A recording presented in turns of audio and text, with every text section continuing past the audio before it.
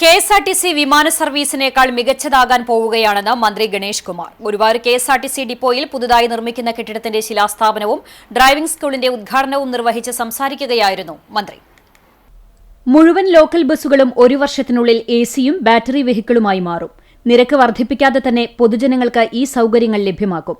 Pantry, toilet ഉൾപ്പെടെയുള്ള സംവിധാനങ്ങളും ഉണ്ടാകും. സമ്പൂർണ്ണ ഡിജിറ്റലൈസേഷൻ നടപ്പിലാക്കാൻ പോവുകയാണ്. ഒറ്റ ക്ലിക്കിൽ അന്നത്തെ വരവ് ചെലവ് കണക്കുകൾ അറിയാൻ കഴിയും. ബസ് ടിക്കറ്റുകൾ ബുക്ക് ചെയ്യാനും ബസ്സുകൾ സഞ്ചരിച്ചുകൊണ്ടിരിക്കുന്ന ദിശ അറിയാനും ഉള്ള സംവിധാനവും നിലവിൽ വരും. ഏത് വെല്ലുവിളികളെയും നേരിടാൻ കെഎസ്ആർടിസി കരുത്താർജിച്ചു. ജീവനക്കാർ ഇന്ത്യൻ ആർമി പോലെയായി മാറി. ഇന്ത്യയിൽ ആദ്യമായാണ് public transport corporation driving school ആരംഭിക്കുന്നത്. നല്ലൊരു ഡ്രൈവിംഗ് സംസ്കാരം വളർത്തുക, മിതമായ നിരക്കിൽ ഡ്രൈവിംഗ് പരിശീലിപ്പിക്കുക എന്നതാണ് ഇതിനു പിന്നിലുള്ള ലക്ഷ്യം. കഴിഞ്ഞ ദിവസത്തെ കണക്ക് പ്രകാരം 2,48 ലക്ഷം രൂപയാണ് ഇതിന്റെ ലാഭം. തൃശൂരിനുള്ള ഡബിൾ ഡെക്കർ മാർച്ച് ആദ്യവാരമെത്തും. കെഎസ്ആർടിസിയെ നഷ്ടത്തിൽ നിന്ന് കരകയറ്റിയത് ടിക്കറ്റ് നിരക്ക് വർദ്ധിപ്പിച്ചല്ലെന്നും കാര്യക്ഷമത വർദ്ധിപ്പിച്ചും ജീവനക്കാരുടെ സഹകരണം കൊണ്ടാണെന്നും മന്ത്രി പറഞ്ഞു. ഡിജിറ്റലൈസേഷൻ, ടിക്കറ്റ് വന്നു, ചെലവാക്ക് വന്നു, നിങ്ങളുടെ ഫോണിൽ കാണാം, ബസ് എപ്പോൾ വരുമെന്നറിയാം. ടിക്കറ്റ് നിങ്ങൾ ഫോണിൽ തന്നെ എടുക്കാം. സീറ്റ് ഒഴിവുണ്ടോ നോക്കാം. ഈ വണ്ടിയിൽ സീറ്റ് ഇല്ലെങ്കിൽ അടുത്ത വണ്ടി വരുന്നത് എപ്പോഴാണ്, അതിൽ ഒഴിവുണ്ടോ നോക്കാം, അതിൽ കയറാം.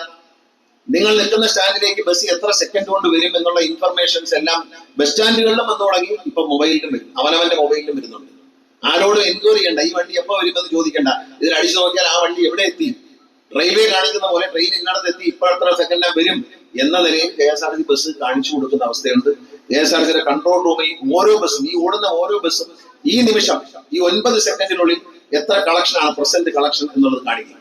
ഓരോ 9 സെക്കൻഡിലും ഇതിന്റെ സ്പീഡ് കാണിക്കും. ഇത് എത്ര സ്പീഡിലാണ് ഈ വണ്ടി പോകുന്നത്. ഇതെല്ലാ കാര്യങ്ങളും നമുക്ക് അവിടെ കാണാൻ പറ്റുന്ന ഒരു സംവിധാനം കെഎസ്ആർടിസിക്ക് ഉണ്ടായി. എൻ കെ അക്ബർ MLA അധ്യക്ഷത വഹിച്ചു.